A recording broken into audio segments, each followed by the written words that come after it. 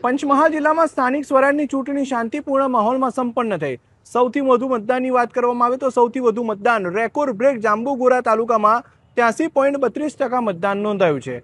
આ સાથે સૌથી ઓછું મતદાન જે છે એ શહેરા તાલુકામાં 59.76% મતદાન નોંધાયું છે। પંચમહાલ જિલ્લામાં વહેલી સવારથી જ મતદારોમાં અનેરો ઉત્સાહ જોવા મળ્યો હતો। સવારથી લઈ સાંજ સુધી મતદારો વિવિધ મતદાન મથકો પર પોતાના મતાધિકારનો ઉપયોગ કરવા માટે ઉત્સાહભેર પહોંચ્યા હતા। પંચમહાલ જિલ્લા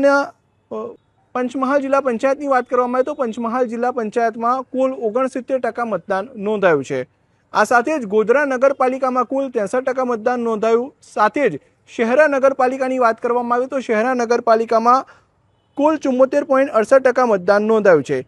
જિલ્લાની 7 તાલુકા પંચાયતની વાત કરવામાં આવે તો મોડવા હડફમાં 65.24%, શહેરામાં 59.76%, હાલોલમાં 72.16%, ગોધરામાં 61.56%, કાલોલમાં 64.61%, સાથે જ જાંબુગોરામાં રેકોર્ડ બ્રેક 83.32% અને ગોગંબામાં 71% મતદાન નોંધાયું છે।